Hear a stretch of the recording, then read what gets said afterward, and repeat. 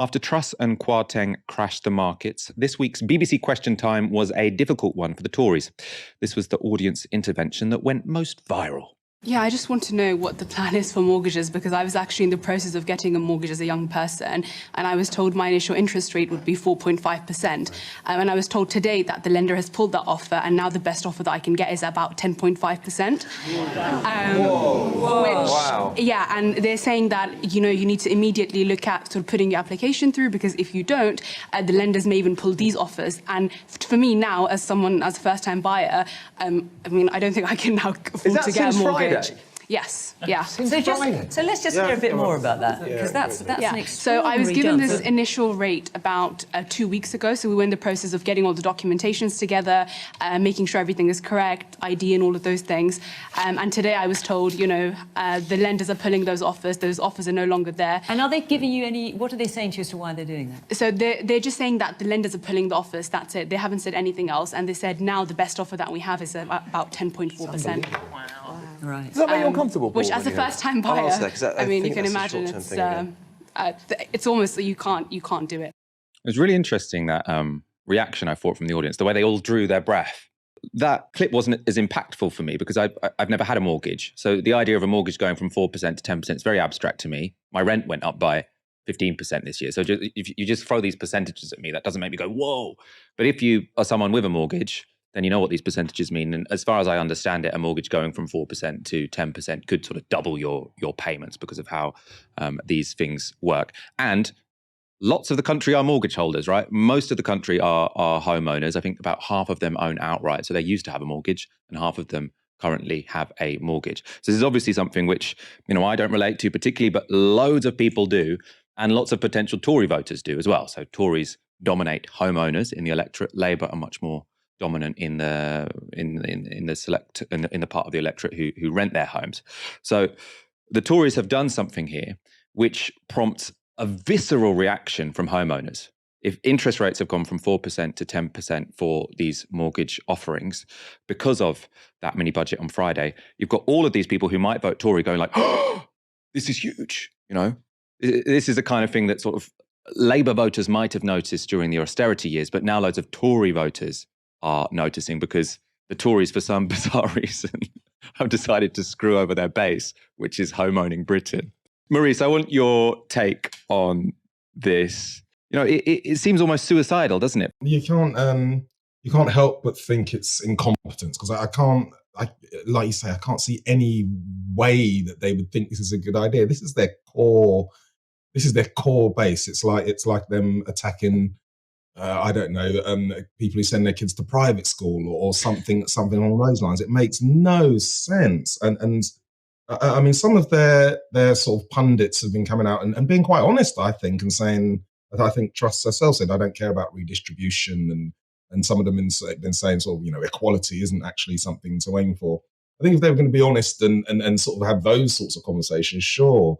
Instead, they're I don't know. They're thrown under the bus. The very people, I feel sorry for that young woman. I feel sorry for anyone who's trying to secure a home.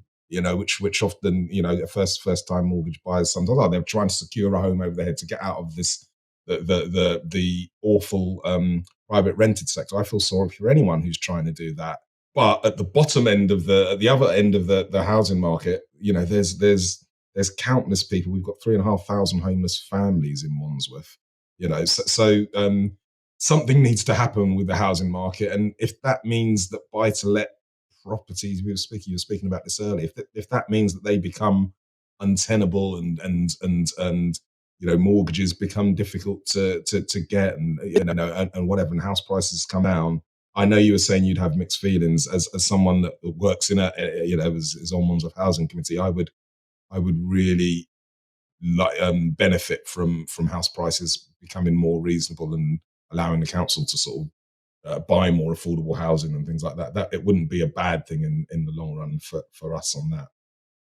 Yeah, so actually, let's talk about this briefly. I should give the audience a bit more context. So Maurice you've been a Labour councillor for a while in Wandsworth, but Labour have very recently taken Wandsworth Council from the Tories. So you've got a borough which has been very poorly run for the, if you are a working class person in Wandsworth. You guys have now taken over. You said you're on the housing committee.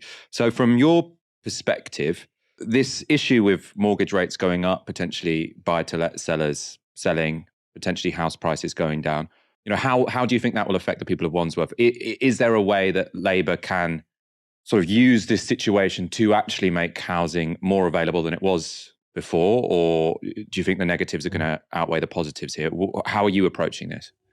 Yeah, it's a difficult one, isn't it, Michael? Because yes, in one breath, house prices going down is very good for a council that's looking to build more affordable housing. Our struggle is always, a private market house is worth so much, in London that it's really hard for us to find the space to build the council homes that we want, the social housing that we want. So anything that changes that is good for us in the longer term. But like I say, I'm not going to sort of celebrate people that are trying to buy their first home not being able to do that. That's not a good thing. And some of those people, unfortunately, or people that get into trouble with paying for mortgages, they're going to find themselves coming to the council needing support anyway. So it's certainly not a moment of celebration. But people will go through pain because of the mistakes that this government are making. There are potential sort of silver linings, as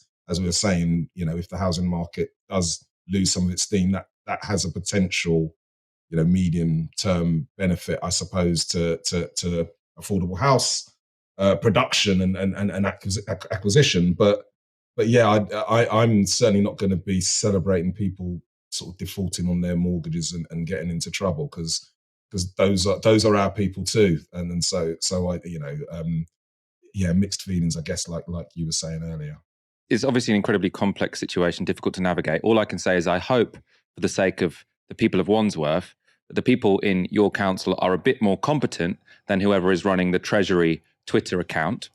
So the official Treasury Twitter account tweeted this week. It was supposed to be a silver lining for first-time buyers. They said, thanks to the growth plan, a typical first-time buyer in London moving into a representative terraced house will save £11,250 on stamp duty and £1,050 on the household's energy bills. And if they earn £30,000, almost an additional £400 on tax.